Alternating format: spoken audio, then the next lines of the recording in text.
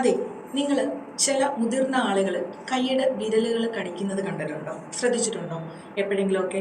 അപ്പോൾ ചിലരിങ്ങനെ നഖം കടിച്ചിങ്ങനെ തുപ്പുന്നതായിട്ടോ അല്ലെങ്കിൽ ചിലർ എപ്പോഴും വായിലിങ്ങനെ കയ്യിലിങ്ങനെ വെച്ചുകൊണ്ടിരിക്കുന്നതായിട്ടൊക്കെ നിങ്ങൾ ശ്രദ്ധിച്ചിട്ടില്ലേ? എന്തുകൊണ്ടായിരിക്കും ഇത്? ഇത്രയും വളർന്നു കഴിഞ്ഞിട്ടും അവരിൽ ആ ശീലം എന്തുകൊണ്ടാണ്? അപ്പോൾ അതിനെക്കുറിച്ചാണ് ഞാനിന്ന് പറയുന്നത്. സിഗ്മണ്ട് ഫ്രോയിഡ് എന്നുള്ള പ്രശസ്തനായ മനഃശാസ്ത്രജ്ഞനെ കുറിച്ച് നിങ്ങൾ കേട്ടിട്ടുണ്ടോ? ആരാണ്? ആധുനിക മനഃശാസ്ത്രത്തിൻ്റെ പിതാവാണ് അല്ലേ? അപ്പോൾ നമ്മളുടെ മനസ്സിനെ 3 തലങ്ങളായിട്ട് വിഭജിച്ച് പഠിച്ച ഒരു വ്യക്തിയാണ് സിഗ്മണ്ട് ഫ്രോയിഡ്. ആ മനസ്സിൻ്റെ 3 തലങ്ങൾ ഏതൊക്കെയാണ്? ബോധമനസ്സ്, ഉപബോധ മനസ്സ്, അബോധ മനസ്സ്. അതിൽ സിഗ്മണ്ട് ഫ്രോയിഡ് പ്രാധാന്യം നൽകുന്ന മനസ്സെന്ന് പറയുന്നത് അബോധ മനസ്സിനാണ് പ്രാധാന്യം നൽകുന്നത്. എന്താണ്? അബോധ മനസ്സാണ് നമ്മളുടെ വ്യക്തിത്വത്തെ നിയന്ത്രിക്കുന്നത്. അപ്പോൾ ഒരു വ്യക്തിയുടെ വ്യക്തിത്വത്തെ കൺട്രോൾ ചെയ്യുന്നത് ഏതാണ്? അബോധ മനസ്സാണെന്നാണ് സിഗ്മണ്ട് ഫ്രോയിഡ് പറഞ്ഞിരിക്കുന്നത്.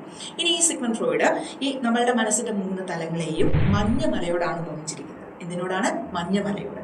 അപ്പോൾ ഞാൻ പറഞ്ഞില്ലേ, കൈവിരലുകൾ കടിക്കുന്ന കാര്യം പറഞ്ഞില്ലേ, അദ്ദേഹം പറയുന്നത് നമ്മൾ ശിശു ആയിരിക്കുമ്പോൾ, ഈ കുട്ടിയായിരിക്കുന്ന സമയത്ത്, അതായത് ഒരു ജനനം മുതൽ 2 വയസ്സ് വരെയുള്ള സമയത്ത് നമ്മളുടെ വായാണ് നമ്മുടെ ഇറോജിനസ് സോൺ എന്ന് പറയുന്നത്, അതായത് ഉദ്ദീപന മേഖല എന്ന് പറയുന്നത്.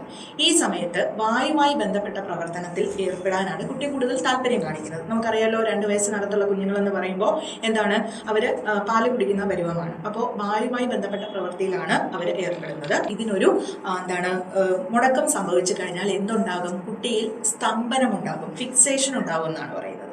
ഓക്കെ, അപ്പോൾ ഇങ്ങനെ ഫിക്സേഷൻ ഉണ്ടായിക്കഴിഞ്ഞാൽ, സ്തംഭനം സംഭവിക്കുന്ന കുട്ടികളിൽ മുതിർന്നു കഴിയുമ്പോഴും എന്തെങ്കിലും മാനസികമായിട്ടുള്ള ടെൻഷൻസ് അവർക്കുണ്ടാകുന്ന സമയത്ത് ഈ വായുമായി ബന്ധപ്പെട്ട പ്രവൃത്തിയിൽ അവർ ഏർപ്പെടും. അതുകൊണ്ടാണ് പുകവലിക്കുക, മദ്യപിക്കുക, ഈ കൈയുടെ വിരലുകൾ കടിക്കുക തുടങ്ങിയ കാര്യങ്ങളൊക്കെ ഇവർ ചെയ്യുന്നത്. മനസ്സിലായോ? അപ്പോൾ ഇതുപോലുള്ള കുഞ്ഞു കുഞ്ഞു അറിവുകൾക്കായി നമ്മുടെ ചാനൽ സബ്സ്ക്രൈബ് ചെയ്യുക. Thank you very much.